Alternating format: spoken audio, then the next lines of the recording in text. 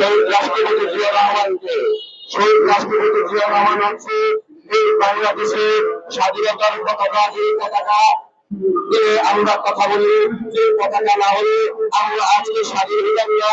সেই স্বাধীনতার ঘোষক শহীদ রাষ্ট্রপতি জিয়া রহমান, যিনি বাংলাদেশকে স্বাধীনতার ঘোষণা দিয়ে নয় এবং লড়াকূপ বিজয়ের মাধ্যমে একটি পতাকা আমাদেরকে উপহার দিয়ে স্বাধীন করেছে সেই শহীদ রাষ্ট্রপতি জিয়া রহমান। আজকে আপনারা জানেন একটি কুচক্র মহল চক্রান্ত করে শহীদ রাষ্ট্রপতি জিয়া রহমানের একমাত্র উত্তরাধিকার আমাদের দেশ নায়ক তারেক রহমানকে নিয়ে বিভিন্ন ধরনের অপপ্রচার এবং প্রোপাগান্ডা করে বেড়াচ্ছে। আমরা তাদের প্রোপাগান্ডার দাঁত ভাঙা জবাব দেব ইনশাআল্লাহ।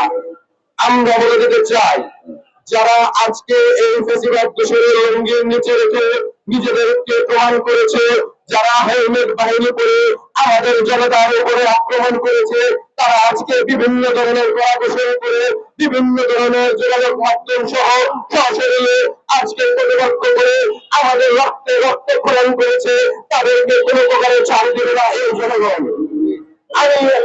আমি সবাইকে বলে দিতে চাই, আজকে আপনারা গণতন্ত্রের জন্য যে নেত্রী বেগম খালেদা জিয়া আদর্শের নেত্রী, আমাদের জননী, আমাদের মা, যে গণতন্ত্রের জন্য ত্যাগ করেছে, যে দরজারে নিজের দেশের কথা চিন্তা করে ছোট ছোট মাসুম বাচ্চাদেরকে রেখে রাজপথে বাংলাদেশের মানুষকে উন্নয়নের জন্য, বাংলাদেশের মানুষের গণতন্ত্র ফিরিয়ে নেওয়ার জন্য যিনি একপক্ষে রাজপথে লড়াই করে এই দেশকে স্বাধীন করেছিল, সেই রাজপথের নেত্রীকে নিয়ে যারা কারাভোগ করে রেখেছিল, তাদেরকে আজকে ফ্যাসিবাদ দুর্বল করার জন্য, যে ফ্যাসিবাদকে আমরা মুক্ত করেছে যে নেত্রীর নির্দেশে, সেই নেত্রীকে নিয়ে, সেই পরিবারকে নিয়ে যারা অপপ্রচার করে, তাদেরকে বলে দিতে চাই, আপনারা ভালো হয়ে যান।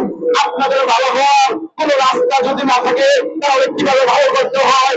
আজকে আমরা এই সাইদুর ভাইয়ের নেতৃত্বে, এই ফোরামের নেতৃত্বে, এই বন্ধুদল সমাজের নেতৃত্বে, এই জাতীয়তাবাদী দলের নেতৃত্বে, আমরা সাংবাদিক সমাজের নেতৃত্বে আমরা আপনাদেরকে রুখে দিয়ে আগুনের তীব্রতা কিরকম রহস্যময় সেই আমরা ভূমিকা পালন করে দেখিয়ে দেবো যে কিভাবে আমরা প্রতিবাদ করতে পারি। শেখ হাসিনা বলেছিল বাংলাদেশের তার থেকে শক্তিশালী কোনো ক্ষমতা ছিল না, আমরা সেই শক্তিশালী ক্ষমতাকে এই রাত থেকে, এই দেশের বাংলার থেকে আমরা বের করে দিয়েছি। সে পালিয়ে যেতে বাধ্য হয়েছে। আপনাদেরকে একই অবস্থার পরিণতি ভোগ করার জন্য ছোট ইন্ডিয়াকে বেঁচে গেছে, কিন্তু আপনারা কোথায় যাবেন সেই চিন্তা ভাবনা করে সমুদ্রের পানিতে সাপ দিয়ে আপনাদেরকে তাপ হয়ে যাবে না।